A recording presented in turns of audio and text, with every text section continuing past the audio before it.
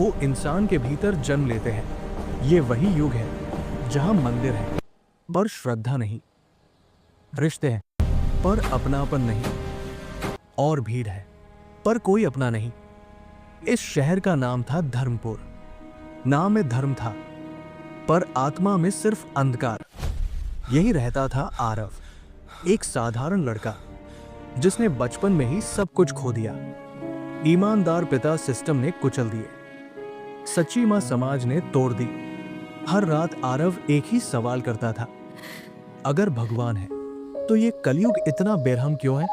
फिर एक दिन शहर में एक अफवाह फैल गई, कलयुग का अंत पास है। लोग हंसे, कुछ डरे, कुछ ने मजाक उड़ाया। लेकिन उसी रात आसमान लाल हो गया, हवा भारी हो गई और मंदिर की घंटियां अपने आप बजने लगी।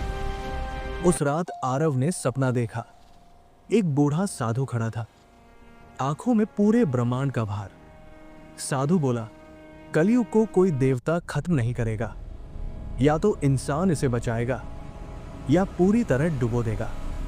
अगली सुबह दरवाजे पर एक भूखी बच्ची खड़ी थी, नंगे पैर, डरी हुई आंखें। आरव ने उसे खाना दिया और पहली बार महसूस किया कलयुग में भी इंसानियत जिंदा है। लेकिन अगले ही दिन उसी बच्ची को एक अमीर आदमी की गाड़ी ने कुचल दिया और सच पैसे में दबा दिया गया। उस दिन आरव टूट गया। उसने आसमान की ओर देखकर कहा, अगर यही कलयुग है तो इसका अंत जरूरी है। फिर वही साधु आया। इस बार आवाज और भी भारी थी, कलयुग का अंत तलवार से नहीं होगा, सत्य से होगा, करुणा से होगा और साहस से होगा।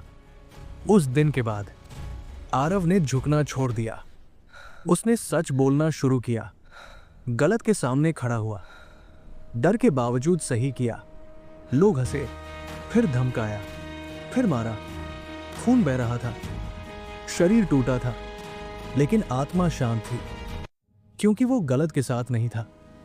धीरे धीरे एक इंसान उठा, फिर 10, फिर 100। कलयुग कांपने लगा। एक रात आरव को अंधेरी कोठरी में बंद कर दिया गया। एक आवाज गूंजी, तू अकेला क्या बदलेगा? आरव मुस्कुराया, मैं अकेला नहीं हूं, मेरे पीछे सच खड़ा है। सुबह हुई, सड़कों पर लोग थे, आंखों में डर नहीं, हिम्मत थी। आरव को छोड़ दिया गया और उसी पल वो साधु आखिरी बार आया। कलयुग का अंत कोई महायुद्ध नहीं है, ये हर इंसान के भीतर का युद्ध है। जिस दिन इंसान लालच छोड़ देगा, झूठ से लड़ लेगा और डर के बावजूद सही करेगा, उसी दिन कलयुग हार जाएगा।